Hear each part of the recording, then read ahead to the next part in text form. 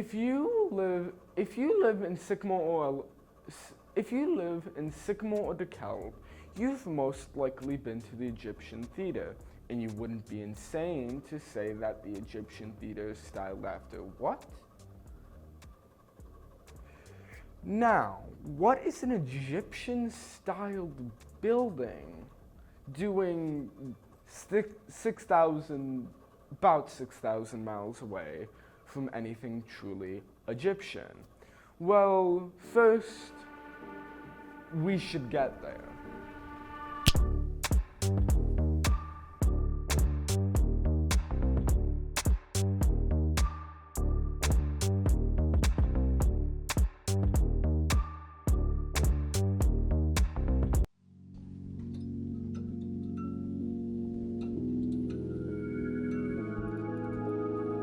So it starts with the Romans, or the Greeks, depending on who you ask. And the Romans looked to Egypt as an esoteric and mysterious place and want to subsume it into their Mediterranean empire. And they take it over eventually. And this is why you see, for example, Emperor Augustus stamp his coins with Egyptian symbols, or even Egyptian temples like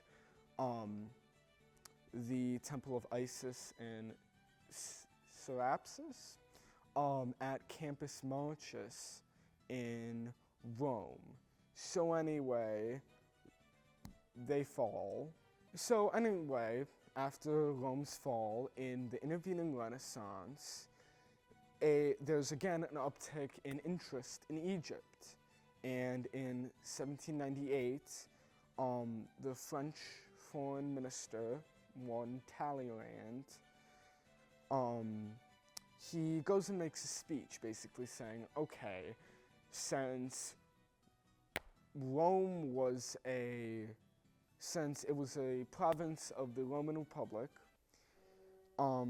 again, Egypt should be a province of the French Republic, which is weird logic. So, led by Napoleon, the French go down and pillage Egypt. And then, they're there for a little bit, and then the English do what they do best and go and beat the French out of Egypt. So, British now. One of the sites they dig up is called the Valley of Kings, full of tombs and pharaohs and gold. So they raid that.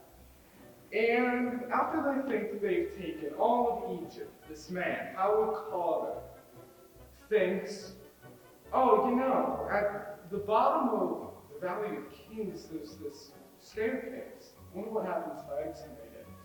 So he does, and people tell him it leads to nowhere. And as much as I don't condone or what the British did, he gets to it too.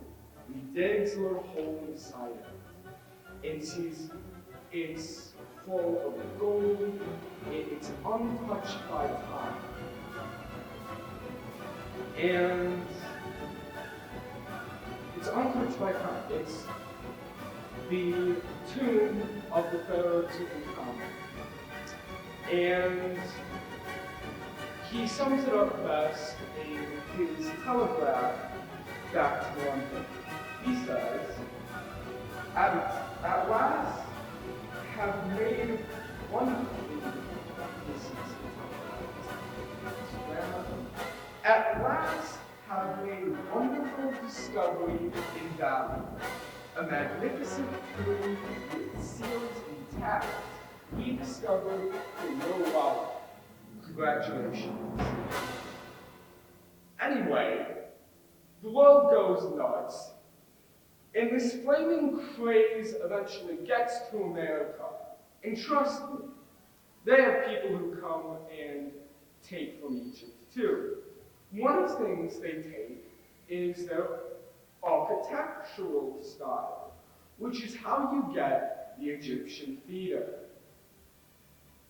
Let's get some thoughts from Aaron Cronin, the Marketing and Special Operations Manager for the theater. So I'm here with Aaron Cronin, the Marketing and Special Projects Manager at the Egyptian Theater.